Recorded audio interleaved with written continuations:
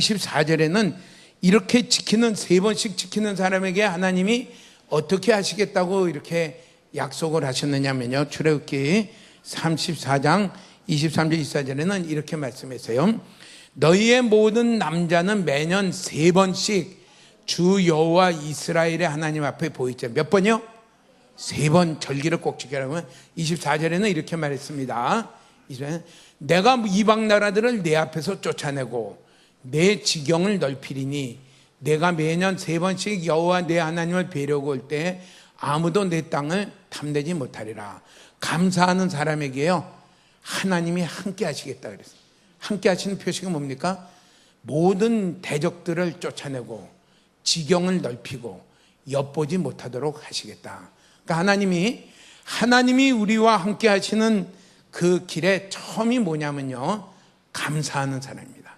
감사하는 사람이 될수록 어떤 사람이 되냐면요, 하나님을 신뢰하며 사랑하는 사람이 됩니다. 그 사람이 될 때 어떤 사람이 되냐면요, 하나님의 말씀을 지키는 믿음의 사람이 되어집니다. 그러니까 감사가 없으면요, 믿음의 사람이 된다는 것은 이루어질 수가 없어요. 늘 불평하는 사람은 믿음의 사람으로 살아갈 수가 없어요.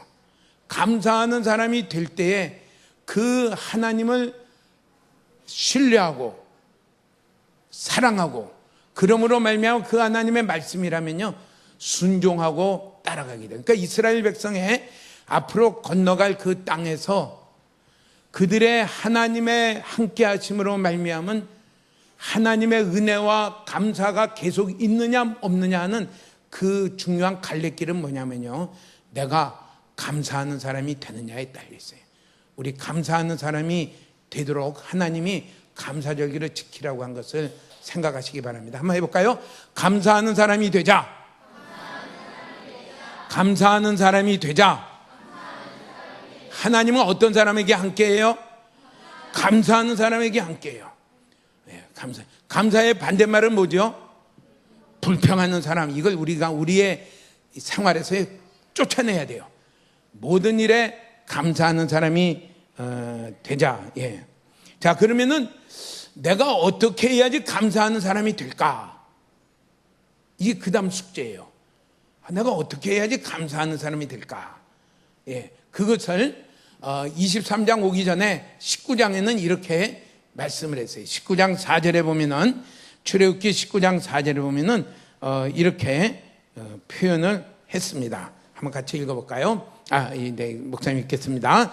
내가 애굽 사람에게 어떻게 행하였음과 내가 어떻게 독수리 날개로 너희를 업어 내게로 인도하였음을 너희가 보았느니라. 뭘 보아야 되냐면요, 하나님이 어떻게 우리를 구원하는 것과 하나님이 어떻게 우리를 인도하였다는 것을 보는 사람, 여기 본다는 건 뭐예요? 깨닫는 사람입니다. 마음 가운데 그것을 확실하게 붙들고 있는 그 사람이 어떻게 해요? 감사할 수가 있어요. 그러면서 어떻게 하냐면요, 5절에는 이렇게 말했어요. 그렇게 본 사람은 하나님의 말을 듣고 잘 듣고 언약을 지키는 순종하는 사람이 된다. 이 시간에도 하나님의 말씀이 뭘 말씀하는가 하고 잘 들으려는 사람은 어떤 사람이에요? 하나님이 나를 어떻게 구원하겠고 하나님이 나를 어떻게 인도하였는가를 깨닫는 사람입니다. 보는 사람입니다. 이게 있을 때에 비로소 감사가 생기기 시작합니다. 감사가 생기기 시작하고요, 그 사람의 특징은 뭐예요?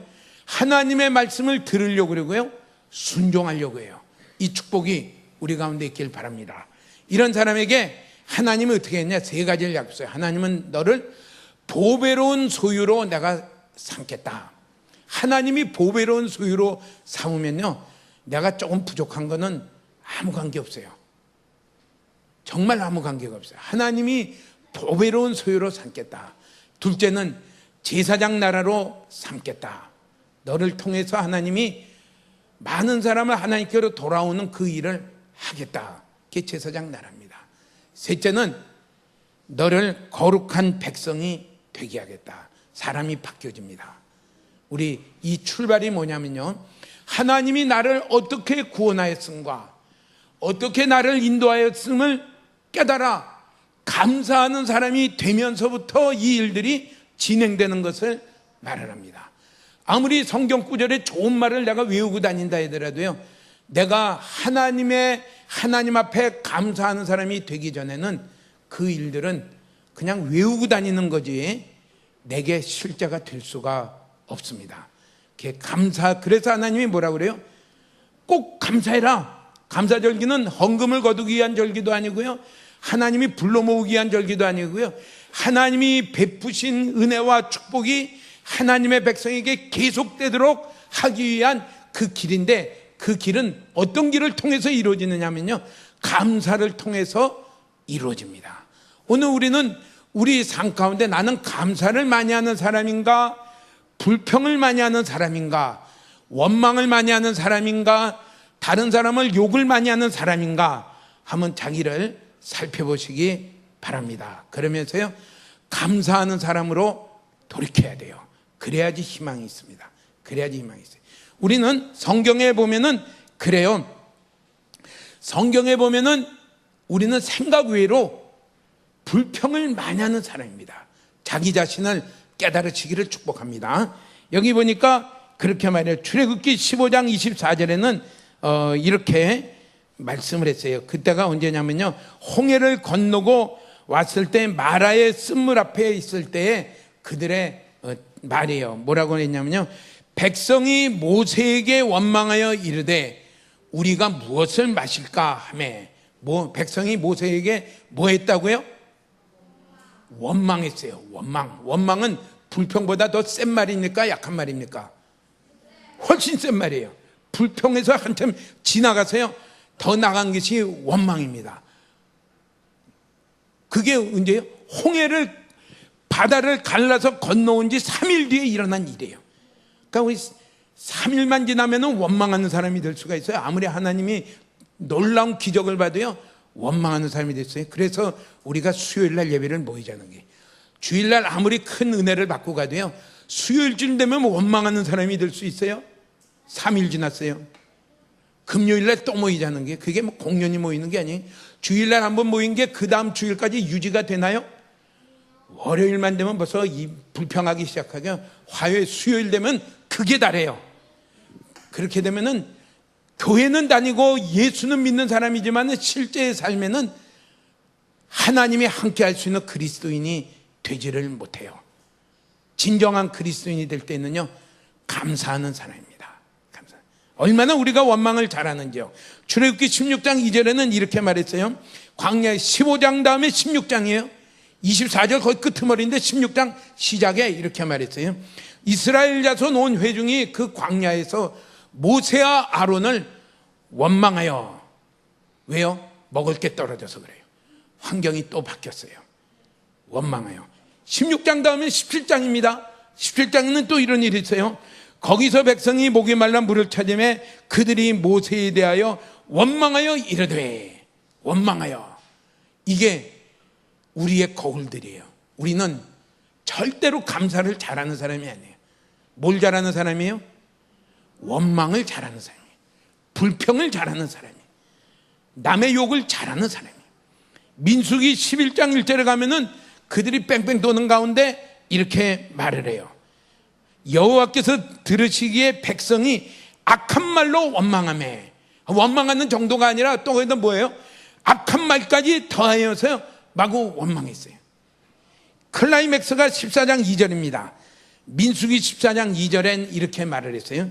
이스라엘 자손이 다 모세와 아론을 원망하여 온 회중이 그들에게, 이때가 언제냐면요, 하나님이 가나안으로 들어가라고 할 때예요.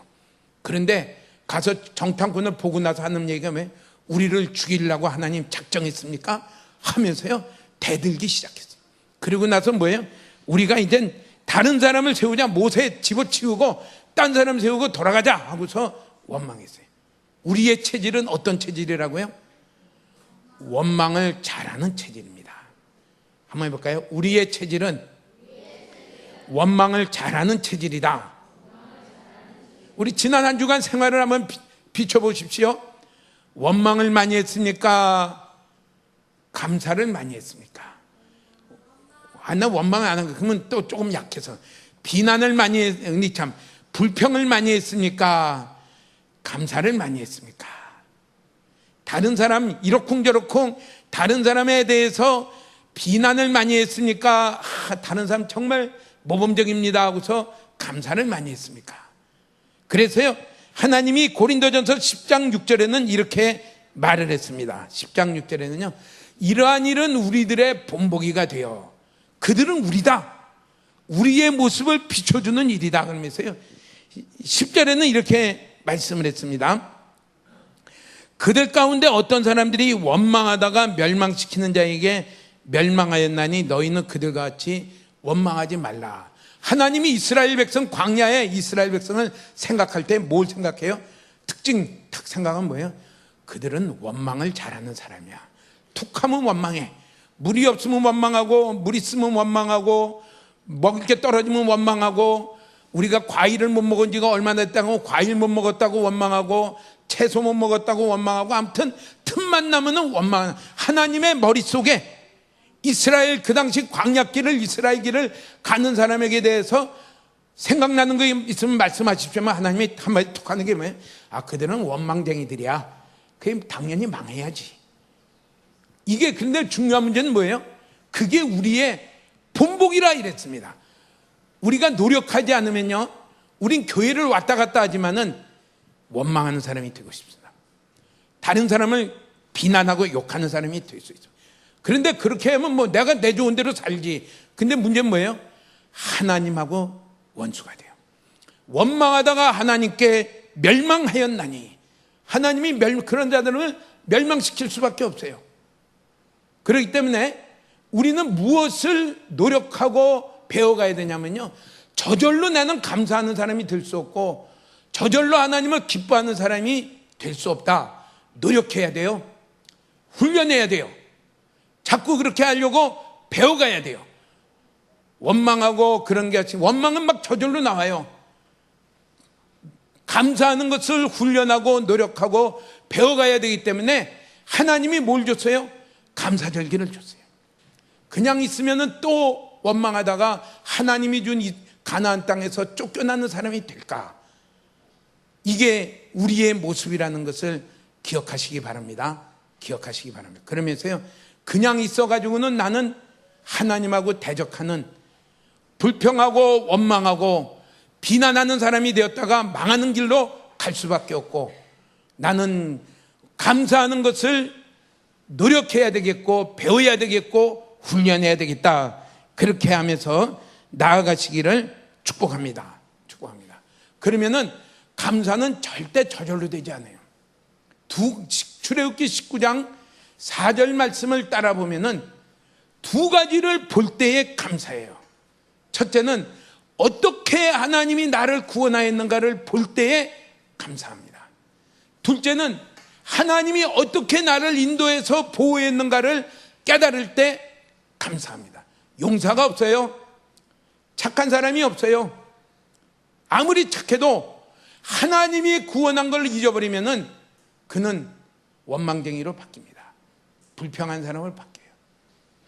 아무리 성격이 더러워도 하나님이 나를 어떻게 구원했다는 것을 깨달으며 그것을 자꾸 보며 하나님이 나를 어떻게 인도하는 것을 깨닫는 그 사람은요, 언제나 감사하는 사람입니다.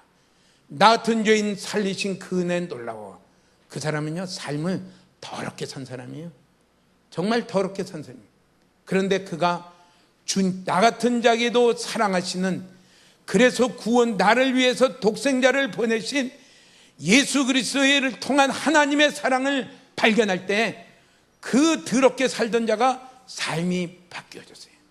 전 세계에서 많은 사람들이 감동을 받으며 찬양하는 그 찬양을 지은 사람이 됐어요. 그렇게 바뀌고 싶지 않습니까?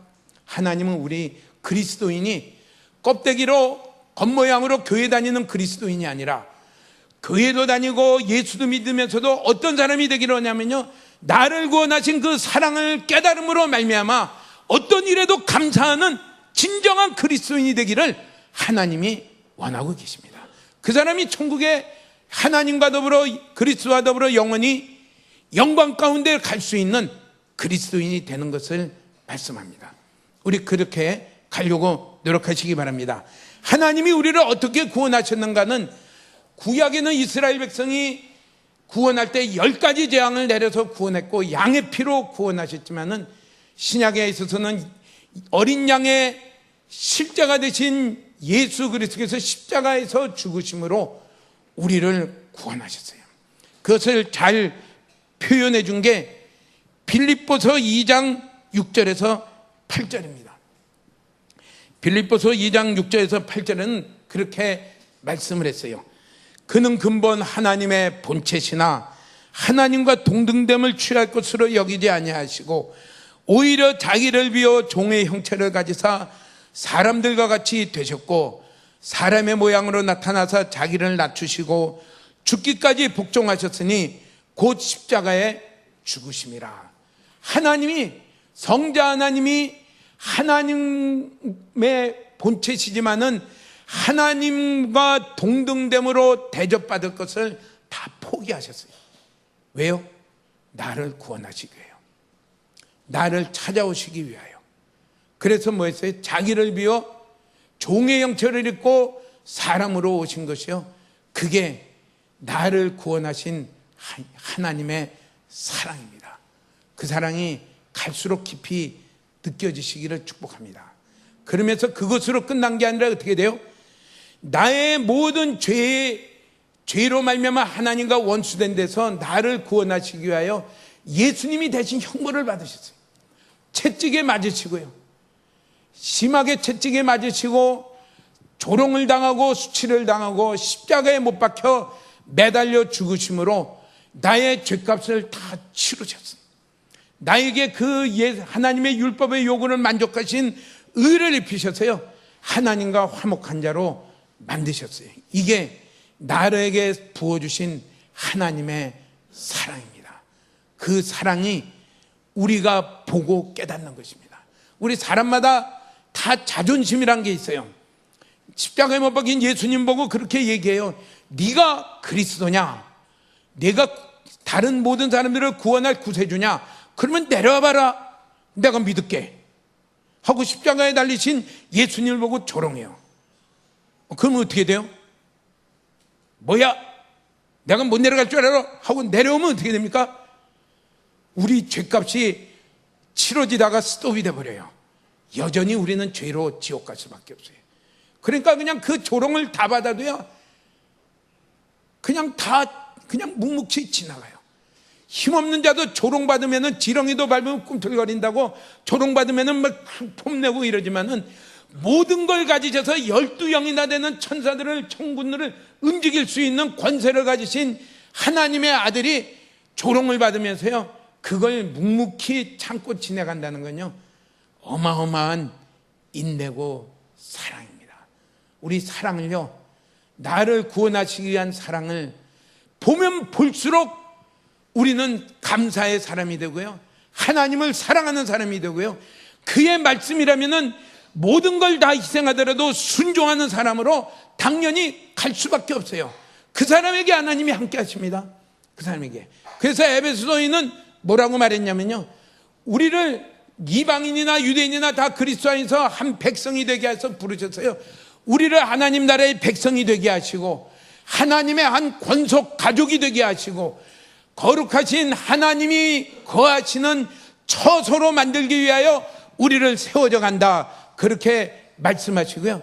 하나님이 거하시는 거룩한 성전이 저절로 만들어지느냐, 표로 만들어지느냐, 그게 아니라 3장에 가서는 그렇게 말해요. 3장 18절에서 19절에는 모든 성도와 함께 지식에 넘치는 그리스도의 사랑을 알고, 그리스도의 사랑을 알 때에 하나님이 함께 거하시는 거룩한 성전이 이루어져 가지요, 그리스도의 사랑을 잊어버리고 내 노력 가지고 하는 건요, 성전이 될래야 될 수가 없어요. 알고, 그 다음에 뭐라고 말해요? 그 넓이와 길이와 높이와 깊이가 어떠함을 깨달아 그것을 알아갈 때에, 그리스도의 사랑을 알아갈 때에 비로소 어떤 사람이 되느냐? 하나님의 백성의 삶을 누리고요, 하나님이 거하시는 거룩한 성전으로 지어져 가는 것을 우리에게 말씀을 했습니다. 하나님은 그 일을 향하여 이루어 가시는데 중요한 발단이 무엇이냐? 하나님의 우리를 구원하신 하나님의 사랑을 알아. 그 사랑을 알 만큼 감사하는 사람이 되는 것입니다. 감사하는 사람이 되는 것입니다. 우리가 그 길로 감사절기를 통해서요, 헌금 조금 더 내는 것으로 끝나지 마시고 진정으로 감사하는 사람으로 한 걸음 한 계단 올라가시기를 축복합니다. 한 계단 올라가기를. 네. 또 이 하나님이 우리를 인도하시고 보호하시는 그 표현을 뭐라고 이렇게 말을 했냐면요, 이렇게 표현을 했어요. 독수리 날개로 너희를 업어 내게로 인도했다. 하나님의 인도의 특징을 뭐라고 표현했냐고 하면요, 독수리 날개로 업어서 인도했다 그랬어요. 이걸 모르면요, 하나님의 인도를 모르기 때문에 광야의 이스라엘 백성과 같이 물 떨어지면 또 원망하고, 먹을 것 떨어지면 또 원망하고, 뭐가 좀 환경이 안 맞아서 쓴물을 만나면은 또 원망하고, 그냥 원망이 그냥 입에 달고 다니는 사람이 될 수밖에 없어요. 뭐를 모르면 어떻게 되냐면요, 독수리 날개로 업어 우리를 인도하시는 하나님의 인도와 보호를 모르면은 그런 사람이 될 수밖에 없습니다. 독수리 날개는 그래요. 우리가 예를 들면은 독수리의 특성은 이렇게 했어요. 우리 좀 다 책에서 보는 건데요. 독수리는 높은데 이렇게 자기 보금자리를 합니다. 높은데 해가지고요, 다 모든 새들이 다 마찬가지예요. 나뭇가지 이렇게 있는 데다가 나뭇가지 물고 와서 이렇게 저렇게 하고, 그 다음에 자기 깃털을 뽑아가지고 이렇게 해서 그 자리에 폭신폭신하게 만듭니다. 그리고 알을 낳고, 이 알이 부화가 돼서 새끼가 되면요, 큰 높은 데로 가서 자기가 잡은 벌레들 그거 가서 새끼들한테 먹이고 해서 이놈들이 이제 커요. 커가지고 날개가 조금씩 나오면요, 그 다음에 어떻게 하냐면은, 독수리가 사랑하는 방법이 어떻게 하냐면요, 그 보금자리에서 자기 깃털을 빼요. 깃털 위에서 푹신푹신하게 했다가 이게 자꾸 빼버리면 뭐가 돼요? 나뭇가지에 그냥 막 찔리기 시작합니다. 그러니까 이 새끼들이 편하게 있다가 어떻게 돼요? 가만히 있으니까 막 여기에 찔리고 저기에 찔리니까 할 수 없이 기어 나올 수밖에 없어요. 나오면 어떻게 돼요? 다 나오면은 저 밑에까지 떨어지는, 마치 높은 나무에서 낭떠러지와 같은 그런 자리로 있게 돼요. 그냥 나옵니다. 할 수 없이 나와요. 나오면은 이제 떨어지면 어떻게 됩니까? 하고 이제 떨어지는 거죠. 하고 떨어지면 어떻게 돼요? 그나마 조금 있는 날개 가지고 막 죽잡고 살려고 해도 그냥 계속 추락이에요, 추락. 그때 이젠 죽었다 하고서 있는데 벌써 엄마 독수리가 딱 와서 날개를 피고서 그놈 받아서 올라갑니다. 그러니까 그동안은 뭐예요?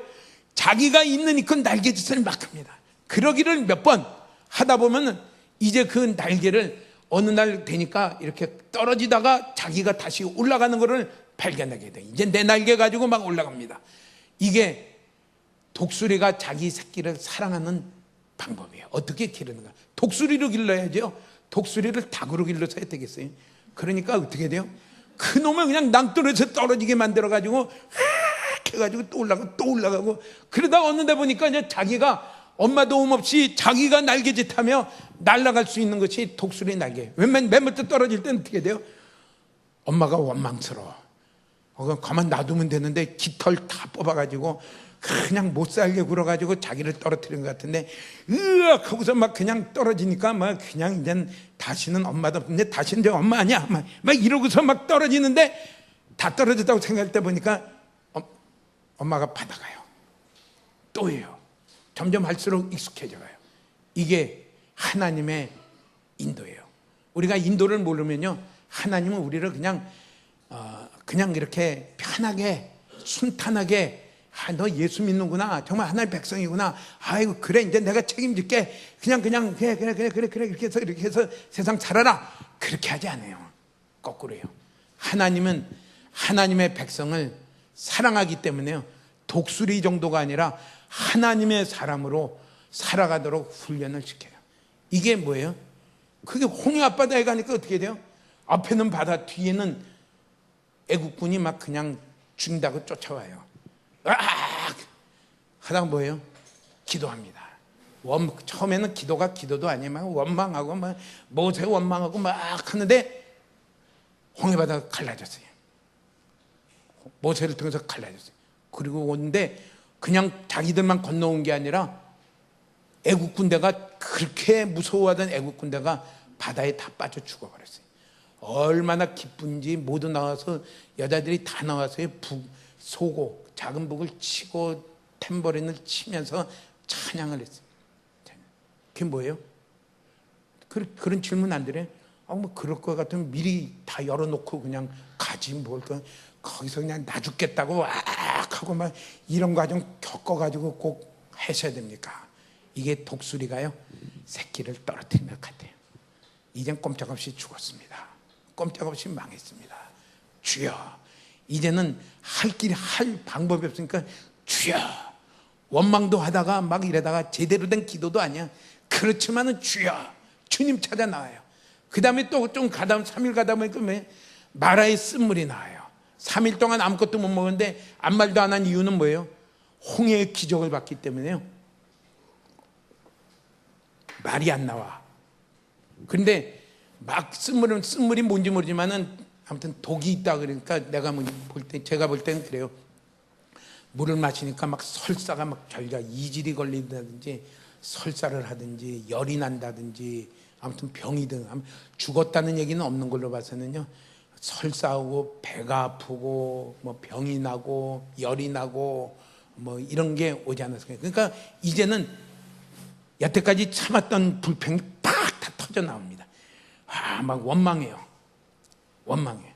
그때 하나님이 모세 보고 뭐라냐, 저기 나무 토막 거기다 넣어라 그래요. 넣었더니 물이 약수가 됐어요. 단물로 바뀌었다. 먹으니까 먹을수록 좋아. 몸에 먹을수록 더 좋아요. 이 약수 아닙니까? 그럼 그 질문하죠. 하나님, 오기 전에 진작 그 나무를 넣으면 될 거 아닙니까? 꼭 배탈을 일으키고 우리 입으로 꼭 원망이 나오도록 한 다음에 그러고서 그렇게 할 일이 무엇입니까? 이게 훈련입니다. 그러고 나서 뭐합니까? 말씀을 순종해라 그래요. 이제는 하나님을 인내하고 기다리는 것을 훈련을 시킵니다. 말씀을 순종하는 사람이 됩니다. 기도하는 사람이 됩니다. 근데 조금 있다 보면 또 밀가루가 다 떨어졌어요. 무교병마든 다 떨어졌어요. 광야예요. 방법이 없어요. 이제 꼼짝없이 굶어 죽었구나. 그러니까 또 원망해요. 그러니까 하나님 뭐예요? 매일 아침마다 만나를 보내줍니다. 그러니까 우리 생각대로 하나님 다 할 거면서 왜 그렇게 하십니까? 미리 만나를 밀가루 떨어지게 하루 전서부터 주셨으면은 내가 왜 원망합니까? 내가 왜 불평합니까? 근데 하나님 우리를 항상 달아봐요. 그리고 하나님은 이미 길을 다 갖고 있어요. 해답도 다 갖고 있어요. 그러면서 어떤 사람이 돼요? 하나님을 인내함으로, 믿음으로 그 하나님을 기다리고 그 하나님께 어려움이 있을수록 더 하나님께 가까이 가고 더 하나님께 기도하는 그 사람으로 길러가는 것이요, 하나님이 인도하는 방법이에요. 오늘 우리 삶 가운데도 하나님이 다 인도했으니까 지금 다 이렇게 와서 멀쩡하게 와서 계셔서 예배드리고 계시는 거 아니에요? 하나님이 주시지 않았으면 어떻게 돼요? 다 지금 힘들고 하나님이 보호하시지 않았으면 다 또 병상에 누워 있어야 되고, 근데 하나님이 보호했어요. 어떻게 된 일인지 아무튼. 근데 순조로웠나요? 지난 2017년이 많이 잊어버렸겠지만은 편안했나요? 그냥 순간순간마다 힘든 일들이 부닥쳐요. 근데 답은 또 하나님이 다 갖고 계세요. 다 갖고 계시면서 어려운 일을 만나게 해요. 그게 뭐예요? 독수리 날개로 업어 인도하는 것이에요. 그 일을 통해서 뭐합니까? 더 하나님께 기도하는 사람이 되게 합니다. 더 하나님을 찾는 사람이 되게 합니다.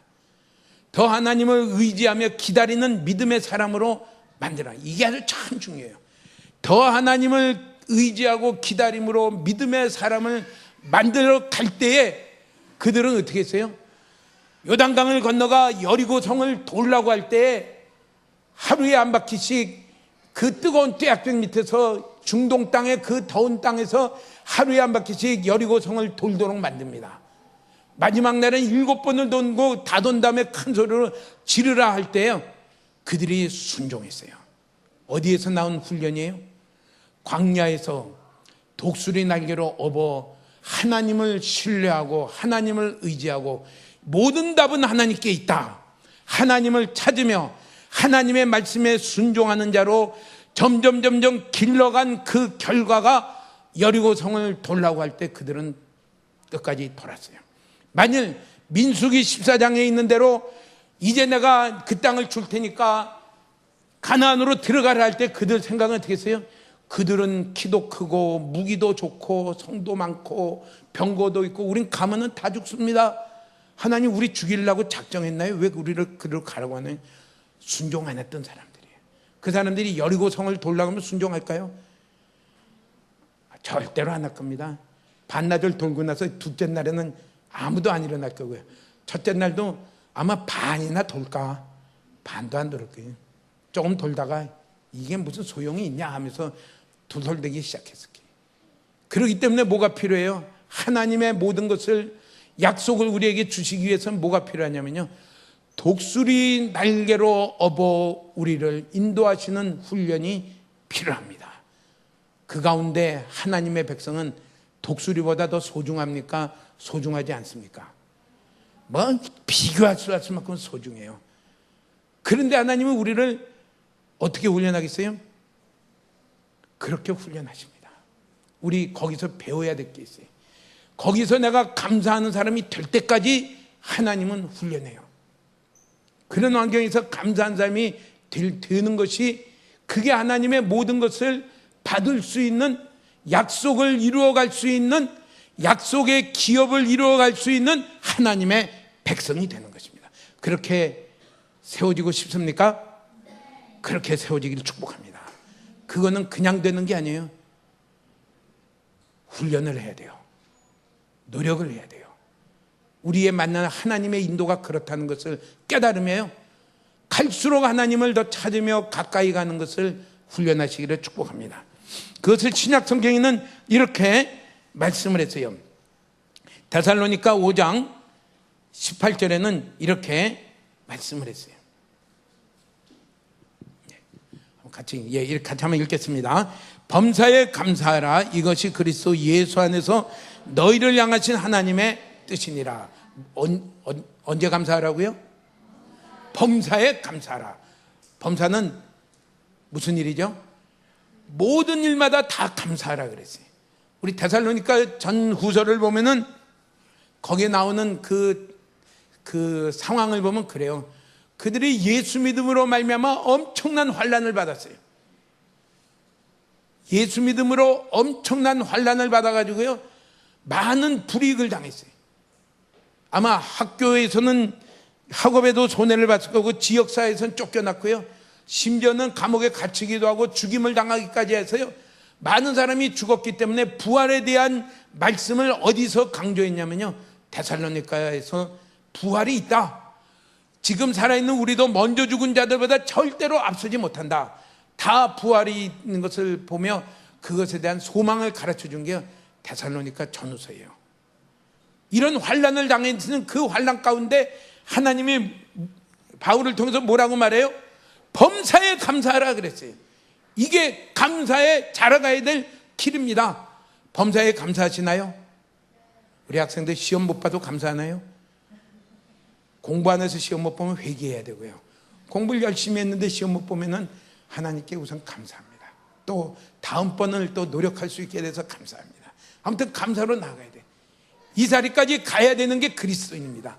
범사에 감사하라. 범사에 감사. 예.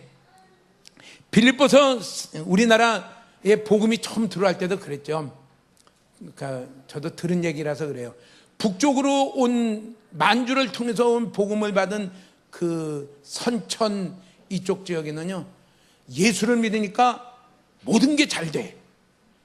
재산도 늘어나고요, 모든 게 잘 돼요. 그러니까 막 예수를 어떤 정확하게 하면 한 마을에서는 4집 빼고는 다 믿었다. 4집 빼고 다 믿으면 한 마을에 한 100호쯤 산다 그러면요, 복음화율이 95% 이상해. 너무너무 잘 되니까 나도 믿고 너도 믿고 막 믿어. 남쪽으로 온 이 서부 경남 쪽으로 온 기독교는 어떻게 돼요? 서부 경남은 유교가 강해요. 그래서 집에서 쫓겨나고 제사 안 지난다고 쫓겨나고 교회 간다고 쫓겨나고 매 맞고 뭐 아무튼 무지무지한 환난을 당한 데가 남쪽에서 예수 믿는 사람들은 그 환난을 당했어요. 근데 주님은 뭐예요? 범사에 감사하라 그랬어요.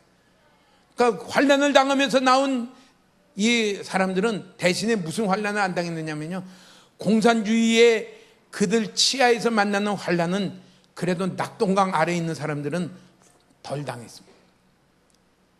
남쪽이 많이 당하긴 했지만은 그래도 낙동강 아래에 있는 사람들은 그래도 함락이 안 돼서 있잖아요. 북쪽은 완전히 잘 돼서 한다면 한번 이런 환경을 가운데 만났을 때는요, 그들의 실상이 여지없이 돼요. 그때 순교당한 사람도 있지만 많은 사람들이 믿음을 버렸어요. 우리는 어떠신가요? 범사에 감사하시나요?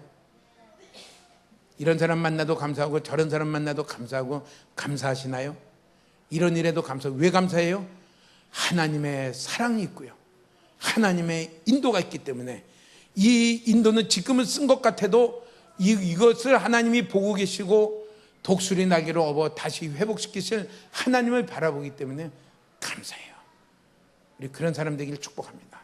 빌립보서 4장 12절에 4장 6절에는 이렇게 말씀을 했어요. 4장 6절에는요, 이렇게 말씀해요. 한번 읽어볼까요? 아무것도 염려하지 말고 다만 모든 일에 기도와 간구로 너희 구할 것을 감사함으로 하나님께 아뢰라. 기도하는 데도 중요한 게 뭐예요? 감사해요. 염려가 막 오니까 기도의 자리로 가야 되죠. 염려가 올수록 더 기도의 자리로 가는데 염려에 폭 빠지지 말고 감사함으로 하나님께 기도하는 사람이 되라. 자꾸 연습하시기 바랍니다. 이거 안다고 그냥 실행이 되는 게 아니에요. 옛날 코미디 프로에 뭐예요? 스케이트 쉬워. 방에서 야 나 따라해봐. 방에서 그 이제 이렇게 찡기고 발로 씩 밀면 되는 거야. 자 이렇게 해봐. 이렇게 하면 돼. 이게 스케이트 쉬운 거야, 쉬운 거. 그거 아무리 해도 얼음판이 있으면 어떻게 돼요? 한 번 자빠지고 두 번 자빠지고 계속해서 자빠지는 가운데 그 스케이트를 탈 수 있는 사람이 되어집니다. 우리요, 이 성구 아무리 암송한다고 되는 게 아니에요. 감사함으로 하나님 앞에 기도하는 것을요, 연습함으로 우리는 그 사람이 되어지. 염려거리가 올 때마다 더 어떤 사람이 돼야 돼요? 감사함으로 하나님 앞에 기도하는 자리로 가서 연습하는 그 사람이 될 때에 우리는 감사하는 사람이 됐어요. 그때 4장 12절에서 13절에는 이렇게 말해요.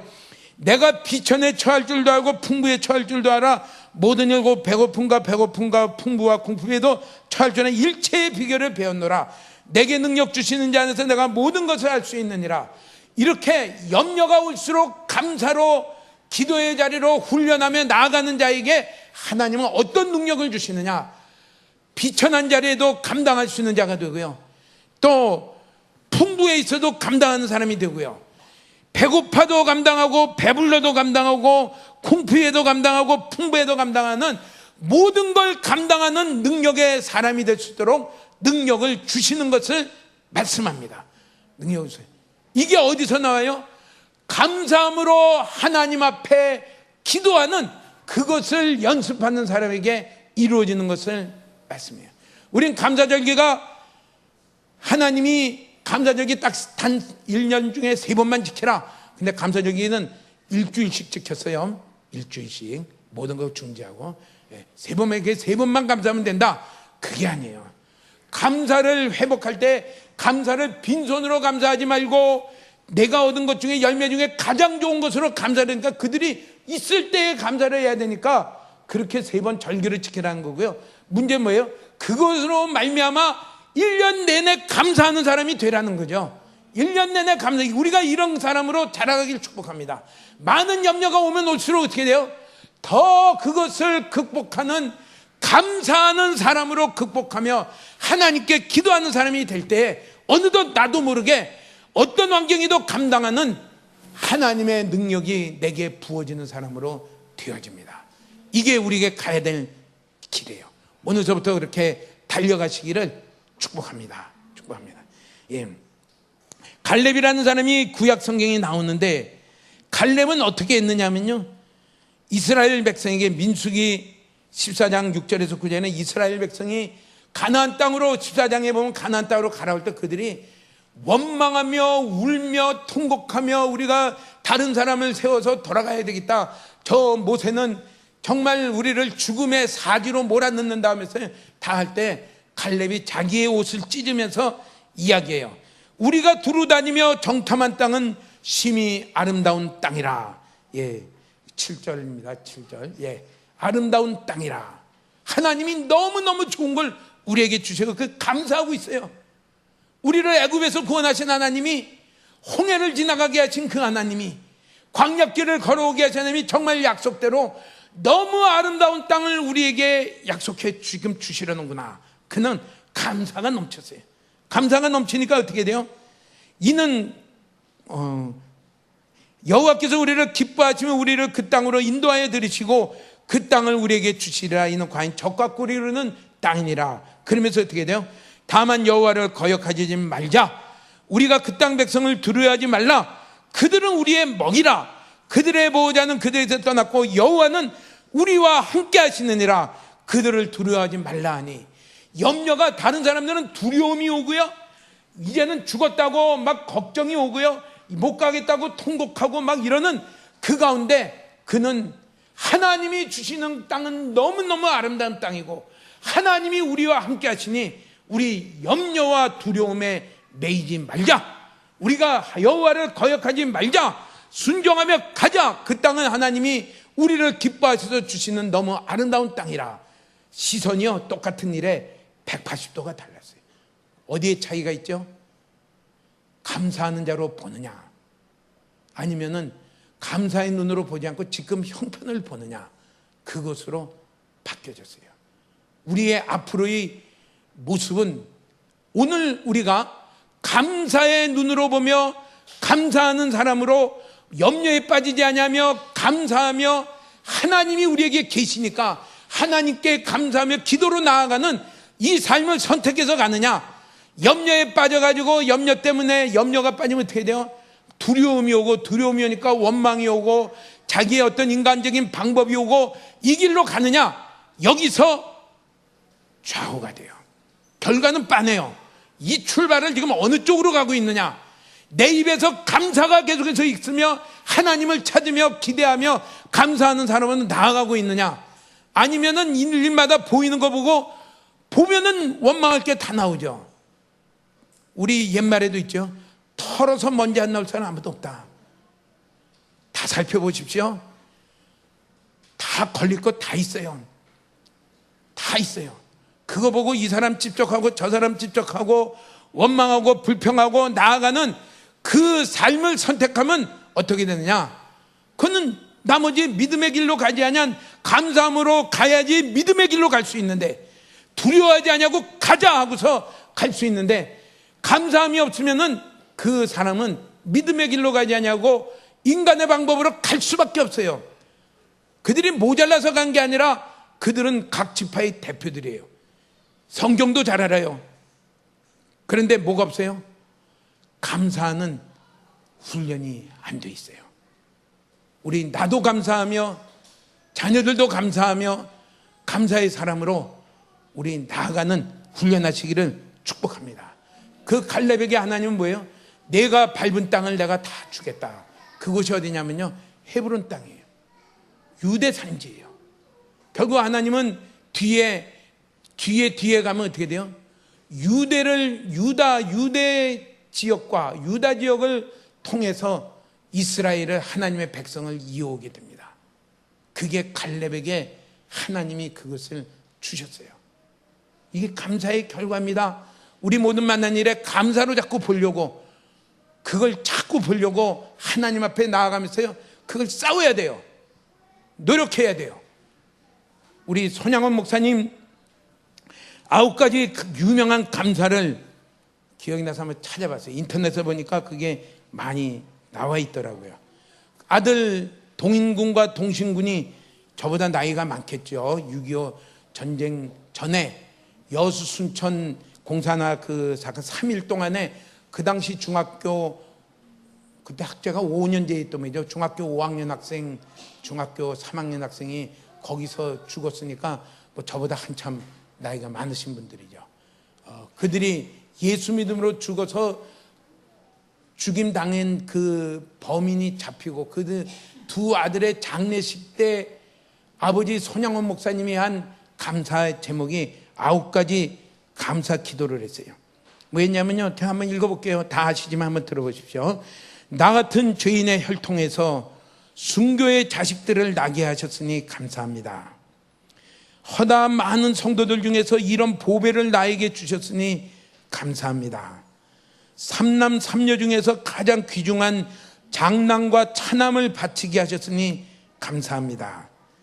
하나들의 순교도 귀하거늘 하물며 두 아들이 순교하였으니 감사합니다. 예수 믿고 와석종신이라는 옛날 한자죠. 예수 믿고 침대에 들어 누워 있다가 세상을 끝내도 믿음 안에서 죽는 것도 복이라고 했는데 전도하다가 총살되고 순교했으니 감사합니다. 미국 가려고 준비했던 아들이 미국보다 더 좋은 천국 갔으니 내 마음이 안심되어 감사합니다. 내 아들을 죽인 원수를 회개시켜 아들을 삼고자 하는 사랑의 마음을 주신 하나님께 감사를 드립니다. 내 아들의 순교의 열매로서 수많은 무수한 천국의 열매가 생길 것을 믿으면서 감사를 합니다. 역경 속에서도 하나님의 사랑을 깨닫게 하시고 이길 수 있는 믿음을 주신 하나님께 감사를 드립니다. 그 감사 9가지를 했어요. 그리고 나서 이건 내가 몰랐던 일인데 거기에 나와서 그 블로그에 나온 걸 보니까 그래. 이 기도와 함께 당시 80원의 생활비를 받고 있던 목사님은 1만 원의 주일 감사헌금을 드리고 나에게 분에 넘치는 과분한 큰 복을 내려주신 하나님께 모든 영광을 돌립니다. 이 일들이 옛날 내 아버지 어머니가 새벽마다 부르짖던 수십 년간의 눈물로 이루어진 기도의 결정이요, 나의 사랑하는 나환자가 이제 문둥편 애양원이죠. 형제 자매들이 23년간 나와 내 가족을 위해 기도해 준 그 성의의 열매로 믿어 의심치 않으며 여러분께도 감사를 드립니다 라고 했다고 이렇게 기록이 되어 있어요. 이게 그냥 감사가 그냥 누가 그렇게 감사해? 아니요. 그리스도인에게 하나님이 그런 감사를 할 수 있는 은혜를 부어주세요. 내게 이렇게 감사를 할 수 있으니 감사를 할 수 있도록 이길 수 있는 믿음을 주신 하나님께 감사를 드립니다. 우린 역경에 쓰러지는 자가 아니라 역경에 하나님의 사랑을 깨닫고 이길 수 있는 믿음을 주신 그 하나님께 감사를 드립니다. 우린 합리화시키지 마십시오. 너도 그런 환경 만나봐라 감사가 나오나. 그렇게 하지 마십시오. 합리화시키지 마십시오. 손양원 목사님의 가까이 우리나라에 100년도 되기 전에 순교하신 손양원 목사님이 어떻게 감사했는지를 보면서 이런 분이 그리스도인이구나. 이게 진짜 그리스도인이구나. 그것을 볼 때 나는 겉모양만 그리스도인이었구나.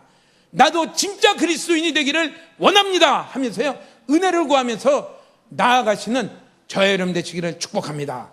그게 감사에 우리가 도달해야 될 자리예요. 그러면은 갑자기 이렇게 감사의 사람이 되는가? 아니요. 노력하고 훈련해야 돼요. 훈련해야 돼요.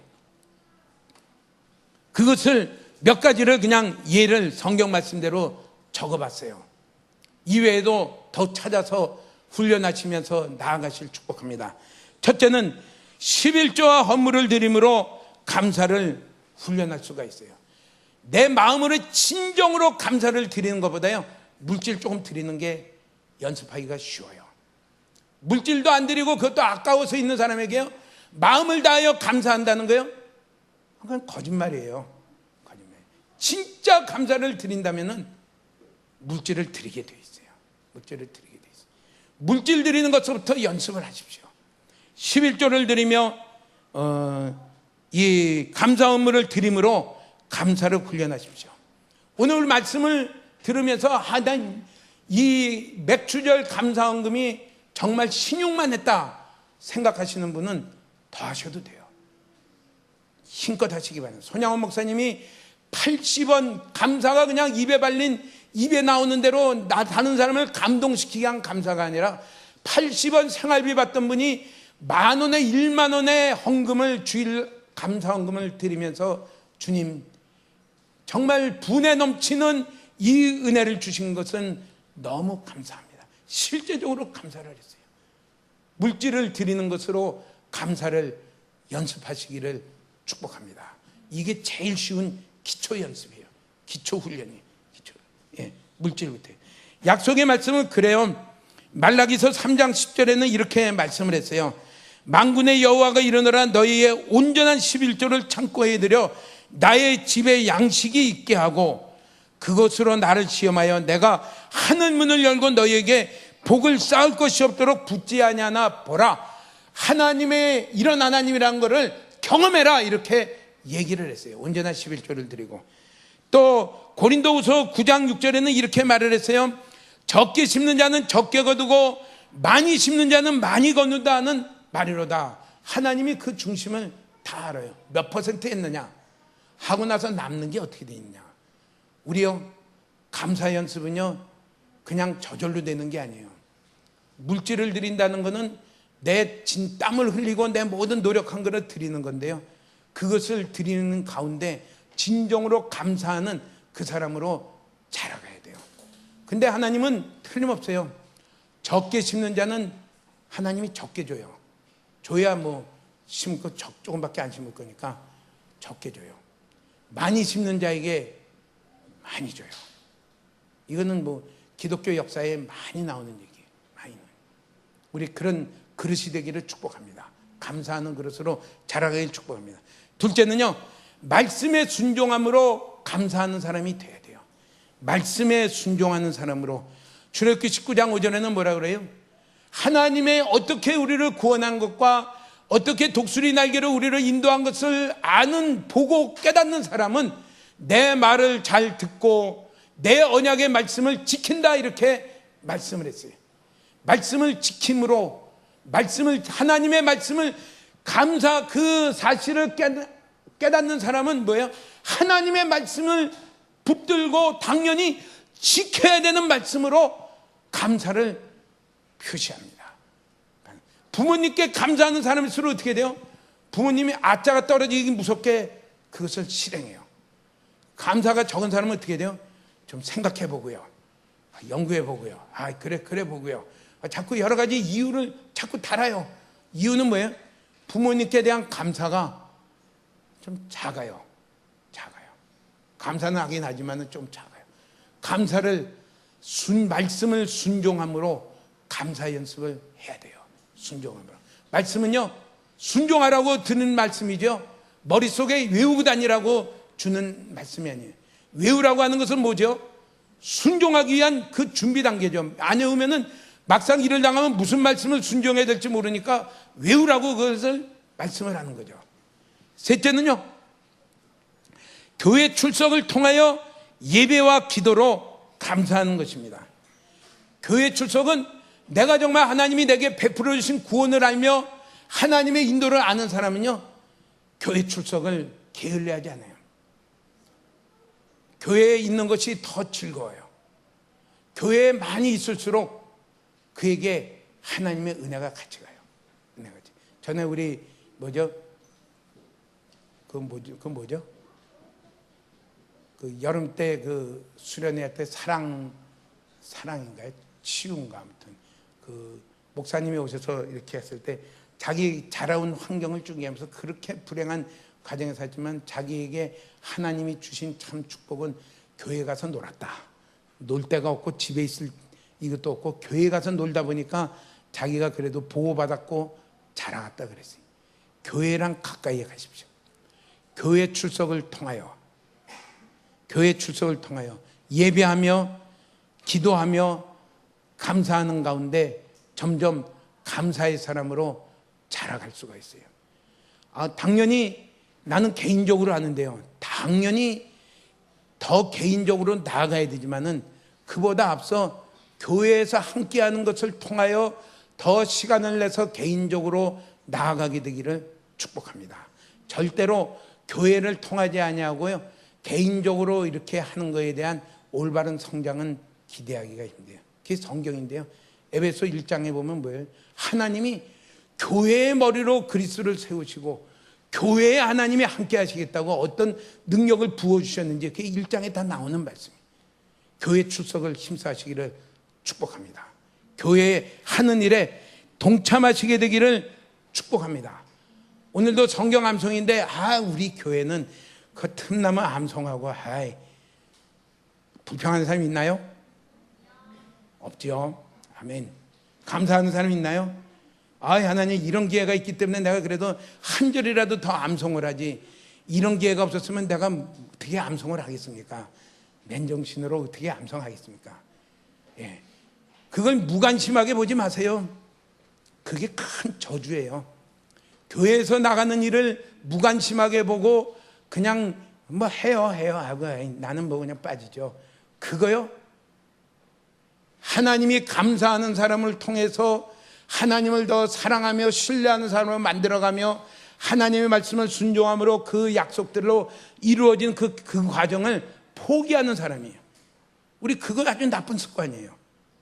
교회에 출석함으로 예배하며 기도하며 교회에 하는 일에 같이 함께함으로 말미암아 감사가 갈수록 자라가는 그 표준기를 찾아가시기를 축복합니다. 넷째는 우리가 더 생각할 것은 그 성경은 히브리서 10장 25절에 있어요. 모이기를 패하는 그런 사람의 습관과 같이 하지 말라. 모이기를 더 힘써라 그랬어요. 네 번째는요, 하나님이 우리 위에 두신 사람들을 존중함으로 감사를 표현하는 것입니다. 존중함으로. 이스라엘 백성이 광야에 이스라엘 백성의 큰 그들이 원망할 때 누구를 향해서 원망했다고 그랬어요? 모세를 향해서 원망했다. 하나님이 그들 위해 세우신 사람을 존중함으로 감사를 표현해야 됩니다. 데살로니가서 5장 12절에서 13절에는 이렇게 말씀을 했어요. 형제들아 우리가 너희에게 구하노니 너희 가운데서 수고하고 주 안에서 너희를 다스리며 권하는 자들을 너희가 알고 그들의 역사로 말미암아 사랑 안에서 가장 귀히 여기며 너희끼리 화목해라. 말씀을 전하며 너희 우리 위에 세운 그 사람을 뭐라고 그랬냐면요, 사랑 안에서 가장 귀히 여기라, 이렇게 말씀을 했어요. 여기에 하나님이 나에게 이런 교회를 주시고 이런 또 그 교회 안에 섬기는 분들을 내 위에 세우심을 사랑 안에서 가장 귀하게 여기는 그게 뭐냐면요, 그렇게 하신 하나님께 감사하는 것입니다. 그렇게 하신 하나님께 감사하는 거예요. 어디 뭐 존경받을 만한 인품으로나 뭐나 존경받을 만한 사람이 아니라 그렇게 하신 분이 하나님이시기 때문에 감사하는 거예요. 귀하게 여기는 거예요. 그걸 아무렇지도 않게 여긴 사람은 그렇게 세우신 그 하나님을 그냥 웃기게 보는 거죠. 그냥 조롱하는 거죠. 모세에 대해서 아무렇게나 하는 그에 대한 것은 막바로 뭐냐면요, 모세를 그들 위해 세워서 구원의 길로 인도하시는 하나님에 대해서요 대드는 거나 똑같아요. 그래서 모세가 구수 여자를 취하였을 때 하나님이 그들을 비난한 사람이 누구예요? 미리암과 아론이에요. 가장 집안 사람들이에요. 또 모세의 행동이 그렇게 얼핏 보면은 이스라엘 사람 여자 중에서 취하지 않냐고 이게 뭐냐 하고서 비난하게 했는데 하나님 뭐라고 그래요? 비난한 아론과 미리암을 책망했어요. 그리고 미리암에게 문둥병이 일어나도록 만들었어요. 이게 하나님께 감사하는 표현이에요.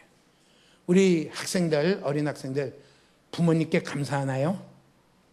부모님 내가 사탕 사달라는데 사탕 안 사주는데 감사하나요? 장난감도 안 사주는데 그래도 감사하나요?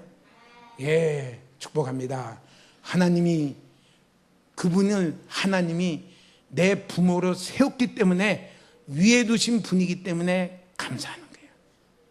장난감 좀 안 사줘도 감사하는 거예요. 우리 중고등학생들 학교 선생님께 감사하나요? 감사하나요? 별명 부르고 막 이러고 있지 않나요? 감사하는 게 선생님께. 왜 감사해요? 하나님이 그분을 내 위에 세워두셨기 때문에 감사하는 거예요. 여기에 소망이 있어요? 소망이 있어요.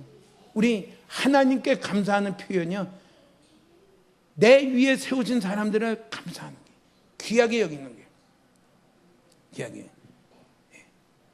다섯 번째는요, 무엇으로 감사하냐면요, 선행으로 감사를 하는 것입니다. 선행으로 감사를 표현합니다. 야고보서 1장 27절에는 이렇게 말씀을 했어요. 야고보서 1장 27절 같이 한번, 야고보서 1장 27절입니다. 하나님 아버지 앞에서 정결하고 더러움이 없는 경건은 곧 고아와 과부를 그 환난 중에 돌보고 또 자기를 지켜 세속에 물들지 아니하는 그것이니라. 고아와 과부를 환난 가운데서 돌보는 것이, 그게 하나님을 잘 섬기는 경건이다, 이렇게 말씀을 했습니다. 경건이다.